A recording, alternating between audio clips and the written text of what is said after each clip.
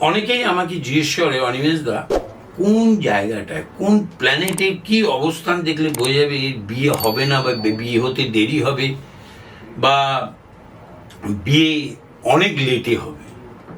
আমি বহুবার এটাকে নিয়ে বলেছি, আমার অ্যানালাইসিস আমি বলেছি বহুবার, যে আমি আমার অভিজ্ঞতা এবং আমার অধ্যয়নের মূল অস্ত্র হচ্ছে হলো ভিভি রমনের ডায়েরি।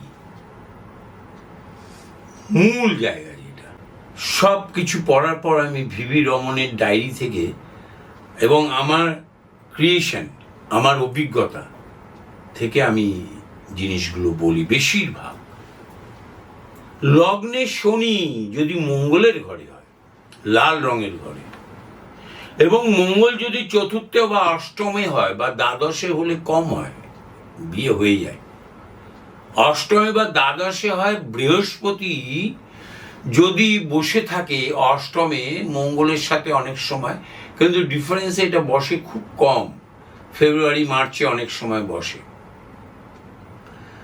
বা মঙ্গল যদি একাদশে চলে যায়, বৃহস্পতি একাদশে নেই, 9th হাউসে বা মঙ্গল একাদশ 11th হাউসে চলে গেল, লগ্নে শনিকে মঙ্গলের ঘরে থাকতে হবে বা রবির ঘরে থাকতে হবে।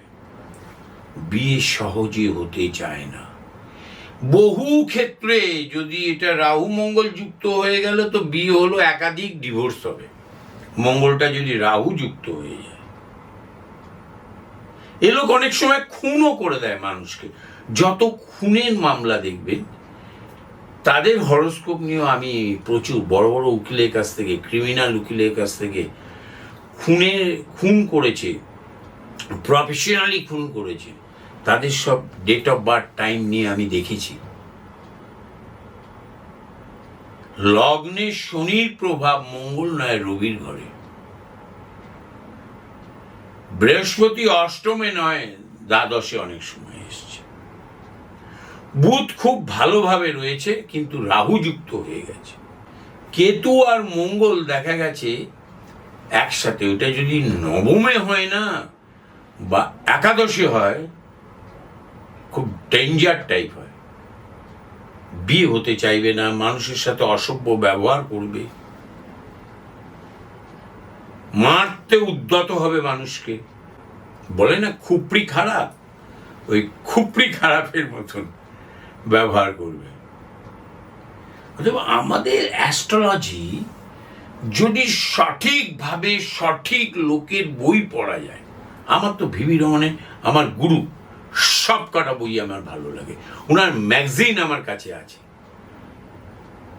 দীর্ঘ, আমার কাছে 26টা ম্যাগাজিন আছে ওনার। লাস্টের দুটো তো আমি অনেক টাকা দিয়ে কিনতে হয়েছে, দাম কম, তার 10 গুণ টাকা দিয়ে কিনতে হয়েছে এক ব্যক্তির কাছ থেকে। সে জেরক্স করে নিয়েছে, আমাকে অরিজিনাল দুটো দিয়ে দিয়েছে। অধ্যয়ন আর এবং আপনার প্রত্যেক দিনের অ্যাস্ট্রোলজি যে করছেন, যারা করে অ্যাস্ট্রোলজি, প্রত্যেক দিনের হরোস্কোপ, ন্যাটাল চার্ট যদি নিজে তৈরি করে থাকে, প্রত্যেক দিনে নিজে যদি তৈরি করে থাকে এবং সেটাকে যদি একটা ডায়েরিতে লিখে রাখে বা ল্যাপটপে সেটাকে যদি সেভ করে রাখে, সময় পেলে ওগুলোকে যদি ঝালাই করে, অভিজ্ঞতার সৃষ্টি হয়, ক্রিয়েশন সৃষ্টি হয়। নমস্কার।